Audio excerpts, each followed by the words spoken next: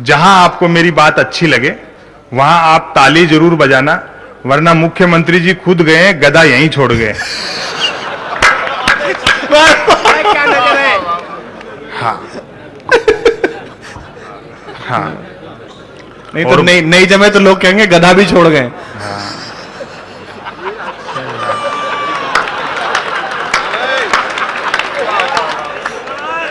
कोई बात नहीं, गधा तो एक ही थोड़ी छोड़ गए। हाँ। भाई मुझे तो उन्होंने सुना ही नहीं था।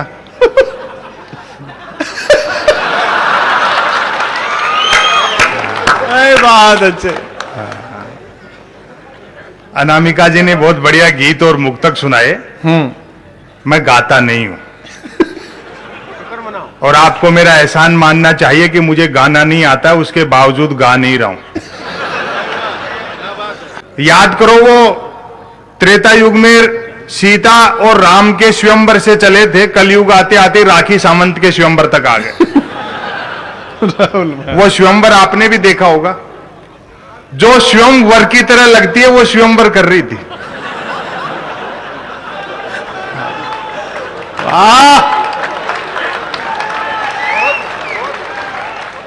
ऐसे बिल्कुल जैसे क्रिकेट का आईपीएल खेल रहे हो। 16 लड़के, एक राखी सावंत क्या देश दुनिया को बेवकूफ बनाया। पहले स्वयंवर का लीग, फिर स्वयंवर का क्वार्टर फाइनल, फिर स्वयंवर का सेमीफाइनल, फिर स्वयंवर का फाइनल। बात अच्छी लगे समर्थन करना, फिर स्वयंवर का फाइनल। वो तो अच्छा हुआ उस एनआरआई लड़के का सिर्फ सगाई में पिंड छूट गया।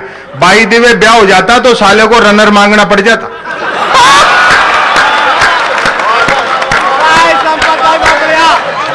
बहुत अच्छे भाई, वाह। ऐसे समय में भी आप अपना समय, श्रम और धन खर्च करके यहां बैठे कविताएं सुनने के लिए। 2 कवियत्रियां और शेष हैं, दोनों ही विशेष हैं। हाँ, एक तो लोकल है, आप घर जाके भी सुन सकते हैं। हाँ हाँ, एक के लिए तो खैर ममता जी तो अब कोई ठिकाना नहीं कहां कहां रहते हैं। हाँ, इनके तो सुनने वाले पीछे पीछे रहते हैं, आगे आगे चलते रहते हैं। मैं कोई प्यार मोहब्बत की बात नहीं करूंगा। एक समय था मैं भी प्रेम कविताएं लिखता था, जब तक अक्ल दाढ़ नहीं निकली थी। उबासी के बहाने भी किसी लड़की के दांत दिख जाते तो मैं 5-7 गजलें लिख मारता। भले वो उबासी मुझको देख करके ले रही होती और बहुत कम संख्या में भले ही माताएं बहनें या बैठी हैं, गरिमापूर्ण आयोजन है। एक चीज मैं निवेदन कर दूं, प्रकृति के, कुदरत के, सृष्टि के नियम बदल सकते हैं, औरत के प्रति पुरुष की मानसिकता नहीं बदल सकती। बात अच्छी लगे तो माताओं बहनों, इनसे तो उम्मीद नहीं है, आप तो ताली बजा देना। बात अच्छी लगे समर्थन करना। प्रकृति के, कुदरत के, सृष्टि के नियम बदल सकते हैं, औरत के प्रति पुरुष की मानसिकता बदल ही नहीं सकती। मर्द की फितरत होती है, अर्थी के रास्ते में भी लुगाई मिल जाए तो 80 साल का मुर्दा भी वाइब्रेशन मोड पर आ जाता है। बहुत अच्छे संपदा भाई। और बड़े बुजुर्ग यहां बैठ करके अध्यक्षता कर रहे हैं कार्यक्रम की, मैं निवेदन करना चाहता हूं। धीरे बोलो यार, यहां तो दाद भी धमकी की तरह दी जा रही। हाँ। देखो, परमात्मा ने नारी की सर्जना सृष्टि में क्यों की, क्यों बनाई औरत? ताकि पुरुष का दिमाग सेंटर में रहे, वरना तो अपन अपने आप को ईश्वर से ऊपर समझना शुरू कर देते। मैं सरोकारों की बातें करता हूं, खाली लिखने के लिए नहीं लिखता या कहने के लिए नहीं कहता, मेरी बात के मर्म तक पहुंचना। उर्वशी, मेनका, रंभा थोड़ी सी कमरी हिलाती थी तो बड़े बड़े विश्वामित्रों के सिंहासन हिल जाते थे। कितना भी बड़ा कामयोगी और ब्रह्मचारी हो, औरत दिखते ही पसीने आ जाते हैं। और जो मैं उदाहरण दे रहा हूं, अपनी तालियां रोक सको तो रोक कर बताना। कितना भी बड़ा कामयोगी और ब्रह्मचारी हो, औरत दिखते ही पसीने आ जाते हैं। वो मल्लिका शेरावत घंटे भर योग सीखने गई थी, बाबा रामदेव की एक आंख आज तक पूरी नहीं खुल रही।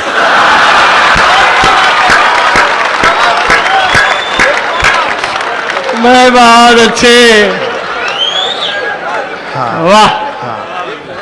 हाँ, हाँ। इसलिए देखो, ये सारे विषय दूसरी तरफ रखो, कुछ सरोकारों की बातें करें। हाँ, ये सब देह का आकर्षण है जो नेह के नाम पे टेलीविजन परोस रहा है। प्यार व्यार जैसी कोई चीजें होती नहीं। ये लाफ्टर में भाग ले चुका भाई दिनेश बावरा, इसने प्रेम विवाह किया। प्यार के दौरान जो कंकर झील में फेंके थे, शादी के बाद दाल में निकल रहे। और ताली आप इस बात पर बजाएंगे, जिस लड़की को लेकर भागा था अब उसको देखते ही भागता है। क्योंकि प्यार मोहब्बत का बुखार तो 3 दिन में उतरता है। आदमी जिंदगी में 1 घंटे घोड़ी पर बैठता है और जिंदगी भर के लिए घोड़ी होकर रह जाता है। शादी के 3 दिन बाद मिला। मैंने कहा यार दिनेश बावरा प्रेम विवाह किया है, नया नया ब्याह हुआ है, पत्नी को लेकर के सिनेमा जाए, सैर सपाटा कर क्या मंदिर मंदिर भटकता है। और जो बुखार उतरी, जो पीड़ा है, आप मेरी बात सुनना और ताली बजाना ताकि बाकी जिंदगी हौसले से निकाल दे। हौसले से। मैंने कहा नया नया ब्याह हुआ है, पत्नी को लेकर के सिनेमा जाए, सैर सपाटा कर क्या मंदिर मंदिर भटकता है। ये बोला भाई साहब मैंने सुना है जोड़े ईश्वर बनाता है, बस उसी को ढूंढ रहा हूं। बहुत अच्छे, और दोस्तों ये प्यार मोहब्बत के जो सिलसिले हैं, ये बड़े त्याग और बलिदान का काम है। इसमें आदमी को अपनी जिंदगी कैरियर दांव पर लगाना पड़ता है। मैं ऐसे कई लड़कों को जानता हूं जो कॉलेज के जमाने में मेरे साथ पढ़ते थे, जिन्होंने अपने बाप की गाड़ी कमाई से प्रेमिकाओं को जलेबी खिलाई, आजकल शहर के नामी हलवाई बने हुए। और प्रेम के मामले में बावरा का त्याग तो महात्मा बुद्ध से भी बड़ा है। महात्मा बुद्ध अपनी पत्नी और बेटे को सोता हुआ छोड़कर चले गए थे। ये रोज रात को इंतजार करता है कि लुगाई सोए तो घर में घुसूं। और मैं तो देखो हिंदी साहित्य का विद्यार्थी था, हिंदी से एमए किया, मुझसे तो कौन प्रेम करती भाई, मरते हुए पे कौन मरेगा। लेकिन मेरे साथ 2 चीजें ठीक थी। एक तो भाषा अच्छी थी, तो साहित्य का विद्यार्थी था, भाषा अच्छी थी। दूसरा मैंने ट्रकों से कुछ शेरो शायरी उतार रखी थी, तो प्रेम करने वाले मुझसे प्रेम पत्र लिखवाते थे। और मैंने जिसके प्रेम पत्र लिख दिए उसके 2 नतीजे जरूर निकलते थे, या तो उसकी शादी हो जाती थी या फिर वो पिटता था। हालांकि बात एक ही है।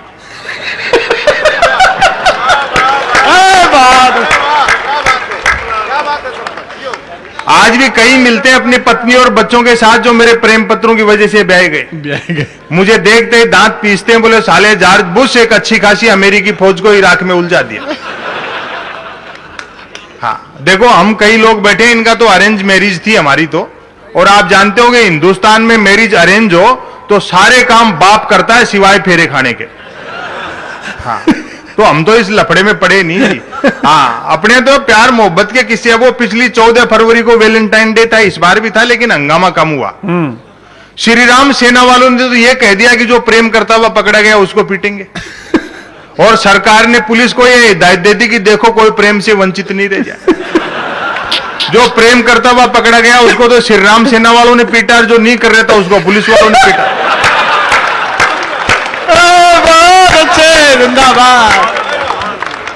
क्या प्यार मोहब्बत कर। दोस्तों ये वैलेंटाइन डे वगैरह है क्या? मेरे ख्याल से वैलेंटाइन डे एक सोने का हिरण है, जिसे बाजार के जंगल में उन कंपनियों ने छोड़ रखा है जो धनुष बाण का बिजनेस करती है। वाह वाह वाह वाह वाह वाह। कबीर को पढ़ो, तुलसी को पढ़ो, सूर को पढ़ो, मीरा को पढ़ो तो पता लगे प्रेम दर्शन का विषय है, प्रदर्शन का विषय नहीं। क्या बात है, वाह वाह वाह, बहुत अच्छे संपत जी, वाह। ये जो नौजवान पीढ़ी है जिसके कंधों पर कैरियर का, समाज का, परिवार का, देश दुनिया का बोझ है, इस टेलीविजन के फंदे में मत फंसो।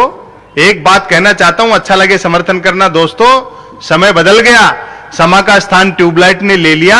परवाना जलने की गरज से जाता है तो छिपकली खा जाती है। वाह। टेलीविजन वालों को तो क्या है, आधे समय तो नेता आते रहते हैं चैनलों पर, आधे समय सांप, बिच्छू, भूत, प्रेत। और आप लोग भी बड़े मन से देखते हो यार, बोले नेताओं से तो ठीक ही है।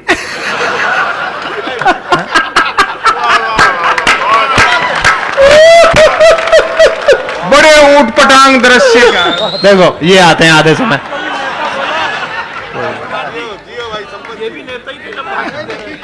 ऐसा करता हूं मैं, इसे पहने ही रहूंगा, मतलब 20 को चढ़ाएंगे आज। ना जी कोई बात। इतनी जल्दबाजी में थे कि वो तो गर्दन मिल गई, वरना कहीं भी टांग सकते थे।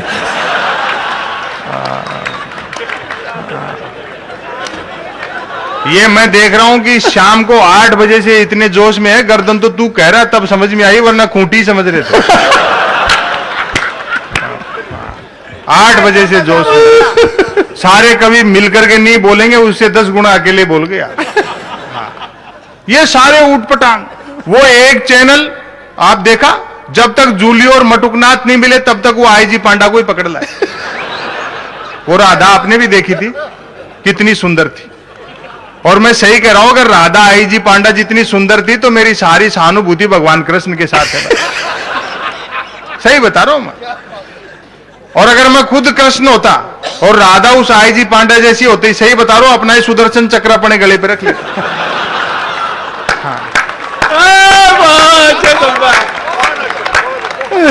एक चैनल कह रहा है हमने स्वर्ग के सीढ़ियां लगा दी, जिम्मेदार लोग बैठे, व्यंग का अर्थ समझना। एक चैनल कह रहा है हमने स्वर्ग के सीढ़ियां लगा दी, दूसरा कह रहा है हमने लंका ढूंढ ली, या अयोध्या ही गले में फंसी पड़ी है। अच्छा है, बहुत अच्छा है। ये टीवी चैनल वाले तो गरीबी के दृश्य भी तब तक नहीं दिखाते जब तक कोई स्पॉन्सर नहीं मिल जाता। आए हाय, वाह वाह वाह वाह वाह, बहुत अच्छे, बहुत अच्छे। दोस्तों, पिछले 5-7 साल में इस इलेक्ट्रॉनिक मीडिया ने सबसे बड़ा अपराध इस देश में यह किया, देश में जूते बनाने वाले भूखे मर रहे हैं और जूते खाने वाले सेलिब्रिटी हो गए। आए हाय, वाह वाह वाह वाह, जिंदाबाद जिंदाबाद, वाह। बड़े सवाल किए जाते हैं हम लोगों से जब कवि सम्मेलन में आते हैं, विशेषकर अखबार के लोग पूछते हैं, बोलो जी ऐसा नहीं लगता कि आजकल कवि सम्मेलनों का स्तर गिर गया? मैंने कहा यार अपना अखबार भी पढ़ लिया कर।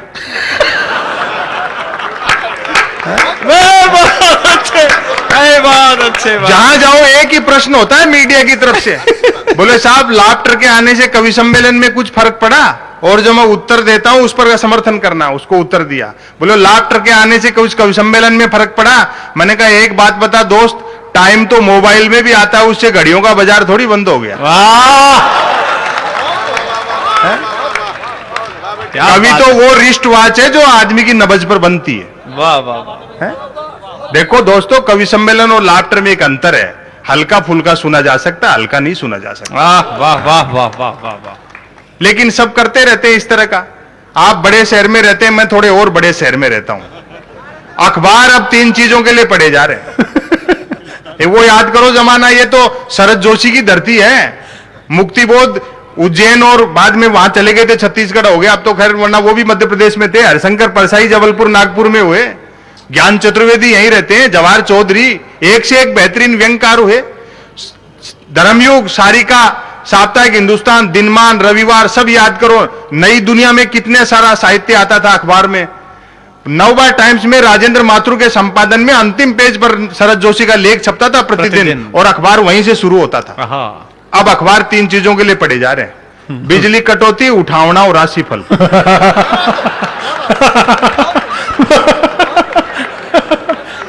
और रोज नए निकल रहे, सबसे तेज बढ़ता, करोड़ों पाठकों की ओर, नंबर 1। एक दिन तो एक अखबार से आगे 2 लोग बोले संपत सरल जी नया अखबार लॉन्च कर रहे हैं, आप भी ग्राहक बन जाओ। क्योंकि अब पाठक तो कोई बनता नहीं, ग्राहक ही बनता। आए हाय, वाह वाह वाह वाह वाह वाह। 1 रुपए में 16 पेज, और जो मैंने उत्तर दिया उसका आनंद लेना। बोले आप भी ग्राहक बन जाओ, 1 रुपए में 16 पेज। मैंने कहा भैया रुपया तो चाहे एक की जगह 2 ले जाए, लेकिन 16 पेज खाली दे जाए। वाह। फिर मैंने रिसर्च करी कि यार इनको पढ़ता कौन है, वरना तो ऐसे बिकेंगे कैसे। तो एक दिन अखबार के दफ्तर से फोन आ गया मेरे, बोले संपत सरल जी आज आपका नाम हमारे अखबार में छपा। मैं बड़ा खुश हुआ। मैंने कहा जी आपका ये अखबार कहां मिलता है? बोले हमारा अखबार कोई होकर नहीं बांटता, जिस किसी का नाम छप जाता है दिन भर वही खरीद खरीद कर बांटता है।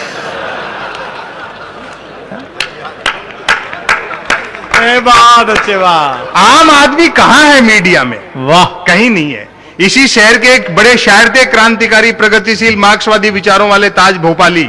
उनका एक शेर मुझे याद आता है इस मीडिया की अनदेखी पे। उन्होंने कहा था कभी कि तुम्हारी बज्म के बाहर भी एक दुनिया है, तुम्हारी बज्म के बाहर भी एक दुनिया है, मेरे हुजूर बड़ा जुर्म है बेखबरी। आए हाय, वाह वाह। दोस्तों वक्त हिसाब लेता है। मुख्यमंत्री आए चले गए, मध्य प्रदेश ने जरूर तरक्की की होगी, जैसे देश कर रहा है यहां भी हो रही है। समय किस तरह से हिसाब लेता है? हम भी हमारी जिम्मेदारी का निर्वहन ढंग से नहीं कर पा रहे हैं। समय किस तरह से हिसाब लेता है? एक पंक्ति का व्यंग कहना चाहता हूं, अच्छा लगे समर्थन करना। स्वागत है। दोस्तों जिन अंग्रेजों का सूरज नहीं डूबता था उनके वायसराय और राजाओं की यूनिफॉर्म बैंड बाजे वाले पहनते हैं। वाह वाह वाह वाह वाह वाह वाह वाह, बहुत अच्छे, वाह। वक्त हिसाब लेता है। दोस्तों, अभी पाकिस्तान को लेकर के काफी कहा जाएगा। भाई आशीष यहां बैठे हैं, और भी हो सकता है कोई जिक्र कर दे। ये एक ऐसा विषय है जो कवियों के निशाने पर है। मैंने कुछ विशेष उस पर लिखा नहीं। उस देश पर क्या कुछ लिखना जिसे 62 साल में अपना प्रजातंत्र नहीं चलाना आया। वाह वाह वाह वाह। वहां तो इस्लामाबाद में जिस दिन प्रधानमंत्री या राष्ट्रपति पद की शपथ खाता है आदमी, दूसरे दिन सऊदी अरब में मकान ढूंढना शुरू कर देते जिसमें जमीन सऊदी अरब देता है, पैसा पाकिस्तान की जनता का लगता है और आर्किटेक्ट अमेरिका का होता है, जो ये बताता है कि इस मकान में खिड़की छोड़नी है, एक सुराख छोड़। बहुत अच्छे, वाह वाह वाह। वो हमारा बहुत भला पड़ोसी है, हर क्षण अच्छा सोचता है। इसलिए तो हमने देश के 2 टुकड़े करके एक अच्छा पड़ोसी बनाने के लिए किया सारा काम, और वो उस पर खरा उतरता है। हमने जब भी उससे आतंकवादी मांगे, उसने साफ कहा, देंगे नहीं, भेजेंगे।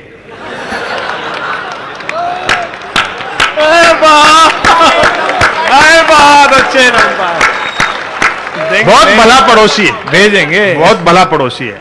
अभी एक बार तो कहा था कि साहब 20 आतंकवादी हमको सौंपो, परवेज मुशर्रफ से कही।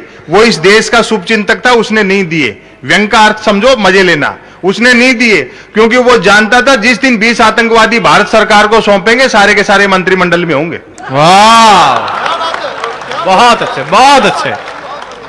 अपराध और राजनीति का गठजोड़ जब तक नहीं टूटेगा, इस देश आतंकवाद की समस्या से मुक्त होने वाला नहीं। बहुत अच्छे, वाह वाह वाह वाह। और अपराध और राजनीति में एक समय तालमेल होता था, आजकल तो गालमेल है। कितनी गहरी जड़ें हैं। एक पंक्ति का व्यंग इससे अच्छा मैं आज की रात आपको सुना नहीं सकता। एक पंक्ति का व्यंग आप संभाल लें। अपराध और राजनीति का गठजोड़ कितना गहरा है। संसद पर जब आक्रमण हुआ, उन आतंकवादियों को गोली मारने से पहले उन बहादुर सिपाहियों ने ललकारा होगा, भैया मानते हैं आप बहुत बड़े आतंकवादी हैं, चाहे कितने भी बड़े अपराधी हैं, लेकिन चुनाव जीते बिना अंदर नहीं जाने देंगे। आए है, वाह। ऐसा नहीं, पाकिस्तान को लेके गैर जिम्मेदार राष्ट्र ऐसा नहीं है। पाकिस्तान बहुत जिम्मेदार राष्ट्र है। आप बात समझेंगे तो खुद भी मोहर लगाएंगे तालियों की। पाकिस्तान गते गैर जिम्मेदार राष्ट्र नहीं है। पाकिस्तान एक बेहद जिम्मेदार राष्ट्र है, क्योंकि दुनिया में कहीं आतंकवाद की घटना हो, पाकिस्तान ही जिम्मेदार ठहराया जाता है।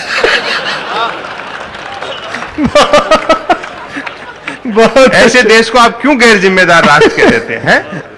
60-62 साल में ऐसा नहीं कि हमने कुछ हासिल नहीं किया, लेकिन जितना खोया उतना नहीं पाया।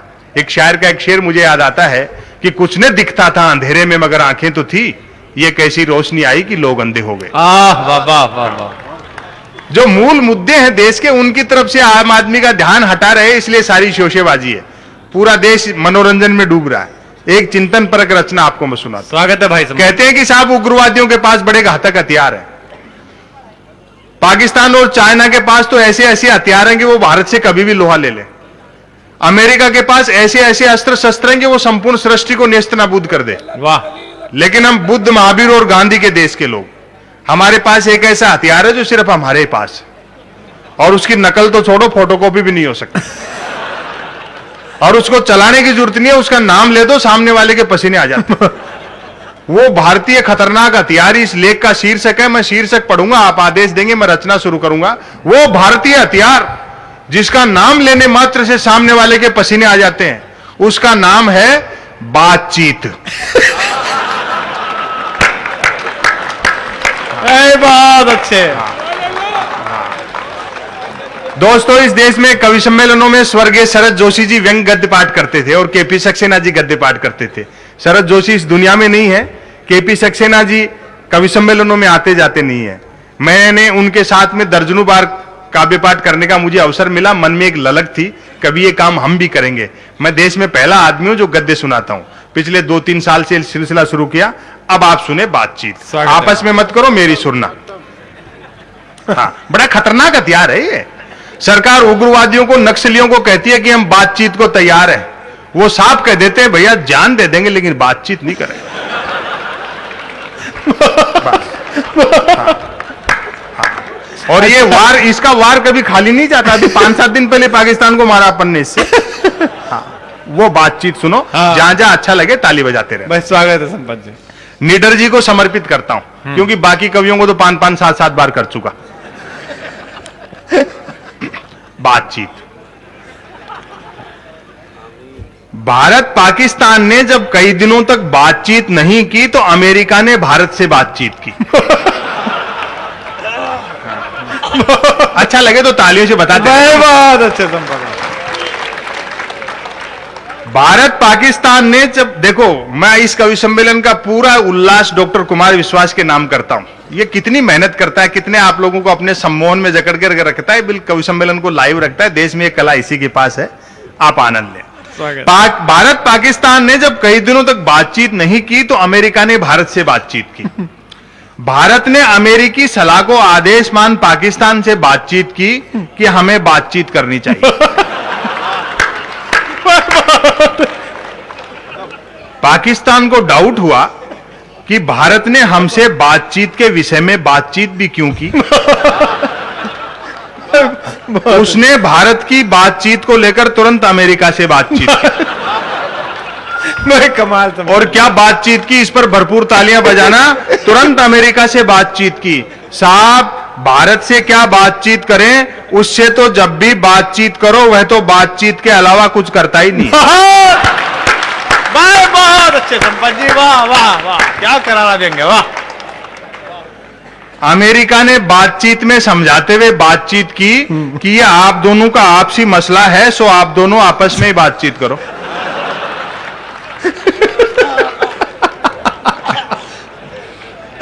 इस प्रकार तीनों में बातचीत हो चुकी तो भारत और पाकिस्तान ने एक दूसरे से बातचीत की। पाकिस्तान ने बातचीत का विषय पूछा। भरपूर तालियां बजाना व्यंग। स्वागत है। पाकिस्तान ने बातचीत का विषय पूछा। भारत ने कहा किसी भी फाइनल बातचीत तक पहुंचने के लिए जरूरी है कि हम लगातार बिना विषय की बातचीत करते रहें। बहुत अच्छे संपत जी, क्या बात है, वाह। और दोस्तों, जिस प्राण पंक्तियों के लिए मैंने व्यंग लेख लिखा है कि इस बार आपके हाथ खामोश रह गए, मेरा मन टूट जाएगा। लगातार बिना विषय की बातचीत करते रहें। दोस्तों, बिना विषय की बातचीत का ही सुपरिणाम कहो कि पाकिस्तान बातचीत के बाद भी खून खराबा नहीं छोड़ता और भारत खून खराबे के बाद भी बातचीत। वाह वाह वाह वाह वाह, जिंदाबाद, क्या बात है संपत जी, वाह वाह वाह वाह वाह, जिंदाबाद, वाह वाह। बिना किसी बातचीत की का ही सुपरिणाम कहो, बिना विषय की बातचीत का ही सुपरिणाम कहो कि पाकिस्तान बातचीत के बाद भी खून खराबा नहीं छोड़ता और भारत खून खराबे के बाद भी बातचीत। पाकिस्तान ने बातचीत में भारत से पूछा, बातचीत के लिए आप इस्लामाबाद आएंगे या हम दिल्ली आए? भारत ने कहा, बातचीत में जल्दबाजी ठीक नहीं। पहले हमें बातचीत से माहौल बनाना चाहिए, फिर बातचीत से तय कर लेंगे कि बातचीत के लिए कौन सी जगह ठीक रहेगी। इतनी बातचीत के बाद भारत ने बातचीत की। बातचीत के लिए पहले आप दिल्ली आ जाओ, फिर हम इस्लामाबाद आकर बातचीत कर लेंगे। या फिर इसका उल्टा कर लेते हैं, हम आपकी तालियां चाहेंगी, या फिर इसका उल्टा कर लेते हैं। जगह बदलने से कौन सी बातचीत बदल जाएगी? बहुत अच्छे भाई संपत जी, क्या करारा देंगे, वाह वाह वाह वाह वाह। बातचीत से जब दोनों देशों में इस तरह बातचीत का वातावरण बन चुका तो दोनों ने परस्पर बातचीत की। वाह। बातचीत सचिव स्तर की, मंत्री स्तर की और प्रधानमंत्री स्तर की हुई। दुर्भाग्य कहें कि सौभाग्य, सचिव, मंत्री और प्रधानमंत्री स्तर की बातचीत में सचिवों, मंत्रियों और प्रधानमंत्रियों ने तो बातचीत की, किंतु स्तर चुप रहा, उसने कोई बातचीत। वाह वाह वाह वाह वाह वाह वाह वाह वाह। बातचीत टूट नहीं जाए, अतः अमेरिका लगातार दोनों देशों से बातचीत कर यह कहता रहा कि यह आप दोनों का आपसी मसला है, सो आप दोनों आपस में ही बातचीत करो। और मैं इस लेख का अंतिम टुकड़ा सुनाकर समापन करता हूं। बातचीत अच्छी लगी हो, भरपूर समर्थन करना ताकि मेरा जयपुर से आना सार्थक हो जाए। ताली नहीं बजाओगे, इसी लेख को दोबारा शुरू कर दूंगा। जब तक आनंद आना चाहिए आपको, भरपूर तालियां बजाना तो मुझे भी अच्छा लगेगा। समापन सुने। स्वागत है भाई। प्रत्येक बातचीत में सारा जोर बातचीत पर रहा। हाँ। प्रत्येक बातचीत में सारा जोर बातचीत पर रहा। पाकिस्तान ने बातचीत में कहा हम कश्मीर लेकर रहेंगे, भारत ने बातचीत में कहा हम कश्मीर सुई की नोक की बराबर भी नहीं देंगे, चाहो तो दोबारा बातचीत कर लो। बहुत अच्छे, वाह वाह वाह वाह वाह वाह वाह वाह वाह।